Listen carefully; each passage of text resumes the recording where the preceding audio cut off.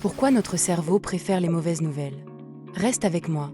Dans 3 minutes, tu comprendras pourquoi notre esprit s'accroche aux infos sombres.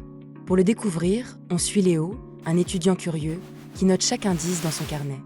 Il va remonter le fil depuis nos ancêtres chasseurs jusqu'au réseau d'aujourd'hui. Prêt à voir ce qui se cache derrière le biais de négativité? En regardant les gravures de ses ancêtres, Léo comprend que nos premiers chasseurs devaient repérer le danger en un clin d'œil pour survivre. Ce besoin a gravé un programme dans notre cerveau, un filtre qui saute sur toute ombre menaçante.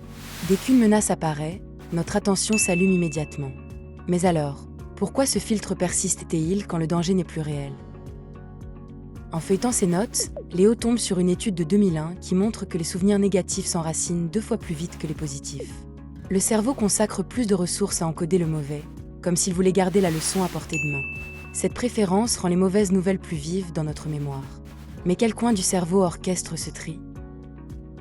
Léo lit un article de l'Université de Washington et découvre que le cortex préfrontal, petite zone au sommet du crâne, semble attirer les informations négatives comme des alertes. Il les traite, les garde en mémoire et les met en avant dès le premier signal. Ainsi, les mauvaises nouvelles gagnent du terrain avant même qu'on les lise. Alors, comment les médias exploitent-ils ce mécanisme?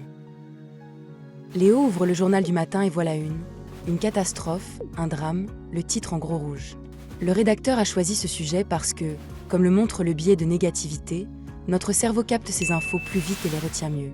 Il note que les médias exploitent ce raccourci pour attirer l'œil. Mais alors, pourquoi les réseaux sociaux amplifient-ils ce même effet? Sur son téléphone, Léo remarque que chaque mauvaise nouvelle déclenche une avalanche de notifications et de partages. Les algorithmes, conçus pour maximiser le temps d'écran, favorisent ce type de contenu parce qu'il active le même circuit de menace du cerveau. Ainsi, le danger devient viral. Mais quel rôle joue réellement notre cerveau dans ce cercle infernal?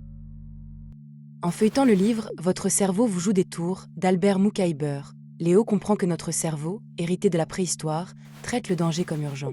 Les médias et les réseaux transforment cette alerte en anxiété permanente, nous faisant croire que le monde est plus menaçant qu'il ne l'est. La clé? Prendre conscience du piège et désactiver le filtre. Et si c'était la solution? Voilà pourquoi notre cerveau préfère les mauvaises nouvelles.